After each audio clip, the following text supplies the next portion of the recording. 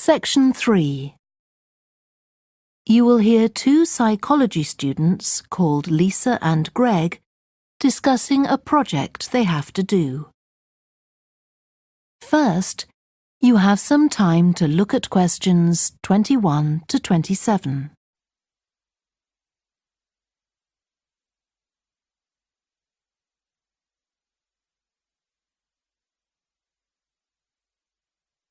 Now listen carefully and answer questions 21 to 27.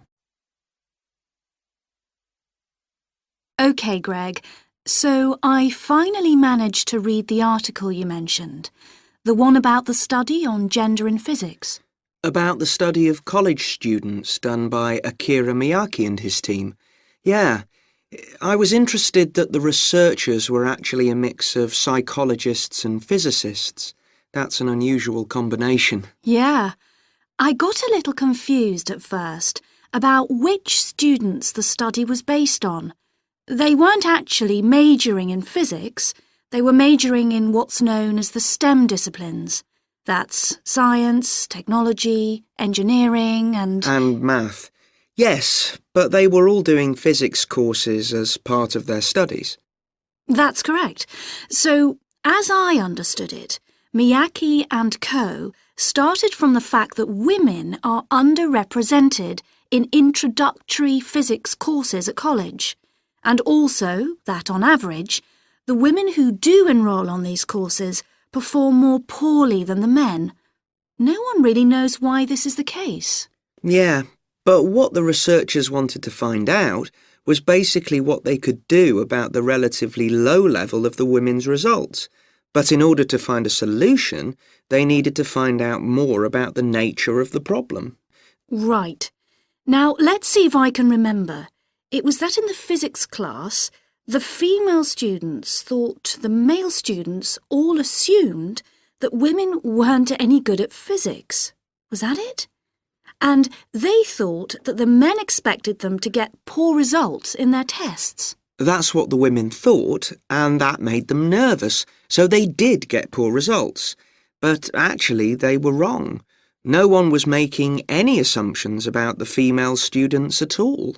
Anyway, what Miyake's team did was quite simple, getting the students to do some writing before they went into the physics class. What did they call it? Values affirmation. They had to write an essay focusing on things that were significant to them, not particularly to do with the subject they were studying, but more general things like music or people who mattered to them. Right. So the idea of doing the writing is that this gets the students thinking in a positive way.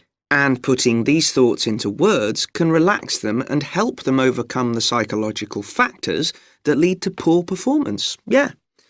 But what the researchers in the study hadn't expected was that this one activity raised the women's physics grades from the C to the B range. A huge change. Pity it wasn't to an A, but still.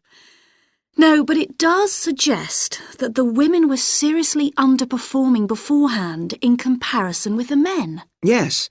Mind you, Miyake's article left out a lot of details, like did the students do the writing just once or several times? And had they been told why they were doing the writing? That might have affected the results. You mean if they know the researchers thought it might help them to improve, then they just try to fulfill that expectation? Exactly. Before you hear the rest of the discussion, you have some time to look at questions 28 to 30.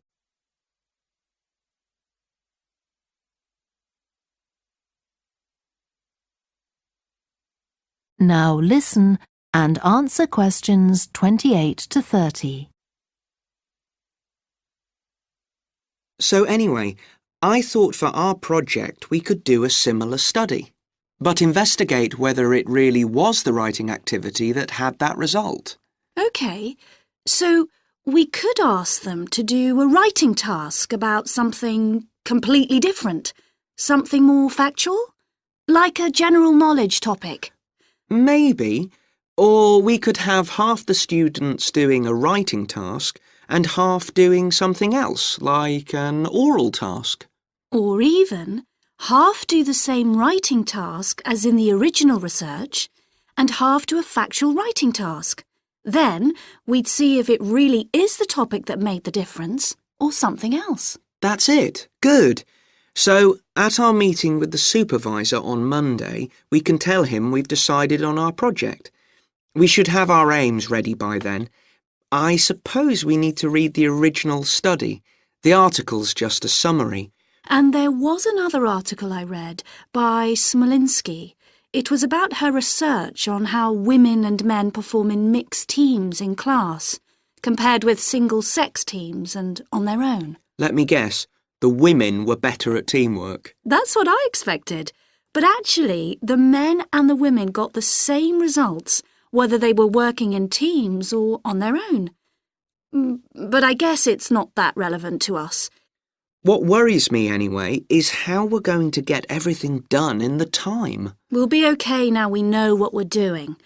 Though I'm not clear how we assess whether the students in our experiment actually make any progress or not. No, we may need some advice on that. The main thing's to make sure we have the right size sample, not too big or too small. That shouldn't be difficult. Right, what do we need to do next? We could have a look at the timetable for the science classes, or perhaps we should just make an appointment to see one of the science professors. That'd be better. Great. And we could even get to observe one of the classes. What for? Well, OK, maybe let's just go with your idea. Right, well, I think that's everything for now. That is the end of section 3.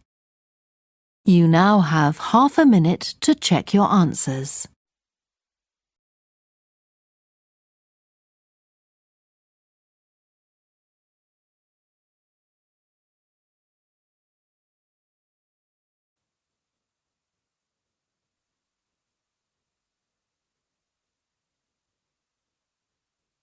Now turn to section 4.